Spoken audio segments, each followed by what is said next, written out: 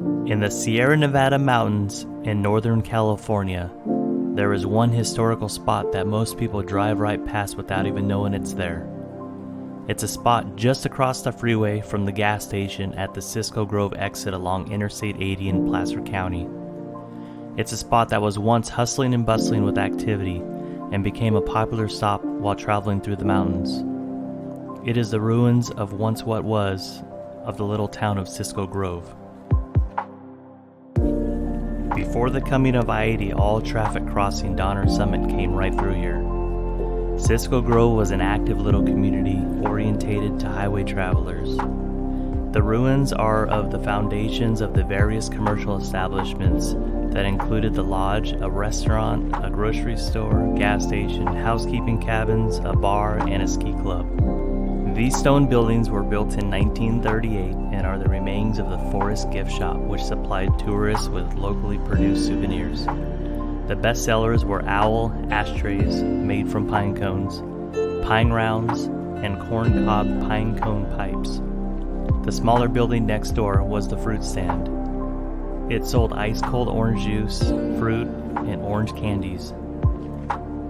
The Forest Gift Shop venture lasted for 10 years until World War II. This decreased traffic and reduced business.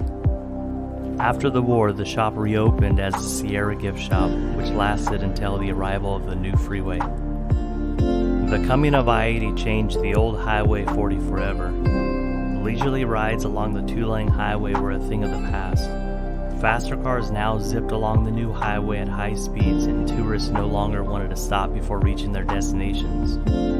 The many small stores, cafes, lodges, service stations, and motels along the Highway 40 disappeared, and a way of life ended. James Gold originally bought the Cisco Grove land from the Central Pacific Railroad.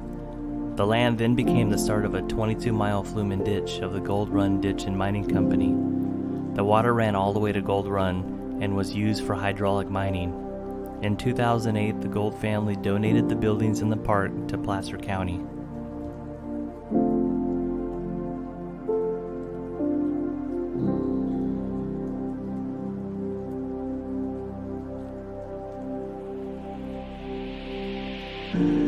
Just a few hundred yards up the road was the Auburn Ski Club, with its rope tows, ski runs, ski jumps, and lodging. The Auburn Ski Club pioneered and helped popularize modern skiing and was responsible for the opening of Highway 40 to winter travel. Later, the construction of I-80 went right through the club's ski runs and ski jumps. The club moved up to the summit where Boreal is today. The Auburn Ski Club was established in 1928 by a group of unique and determined individuals with a genuine passion for skiing. The club's original ski grounds at Cisco Grove boasted the first engineered ski jump in the West and provided many Californians with their first ski experience. By 1932, the founders had successfully lobbied the California state legislature to begin providing winter snow removal services for the first time ever, keeping Highway 40 open year-round. This significant action opened up the mountains during the wintertime and ushered in California's modern skiing era. With the popularity of the Auburn Ski Club, the news spread fast, and by the 1920s, ski clubs began to appear up and down the West Coast. Skiing was the new sport, and thousands traveled to the snow line. Ski jumping was the daredevil sport of the period, and ski clubs hosted huge spectacular events. The ski industry began to develop from the small club-orientated hills to large ski areas with the opening of Sugar Bowl in 1939. The Auburn Ski Club has collected and preserved a significant amount of ski memorabilia over the years.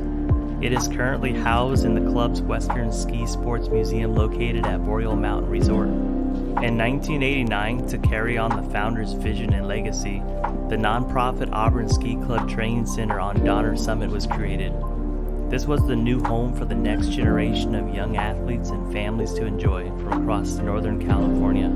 It's amazing to think that the little town of Cisco Grove and the Auburn Ski Club had become a center for winter sports activity and competition. It attracted athletes from across the nation and Europe. They were some of the earliest promoters of skiing and competition. This explosion in popularity led to the opening of Sugar Bowl on Donner Summit in 1939. Sugar Bowl was one of the first destination ski resorts in America.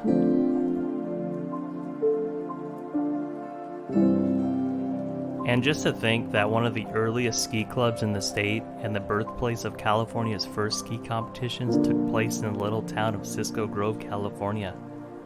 Most people may not even know that it exists.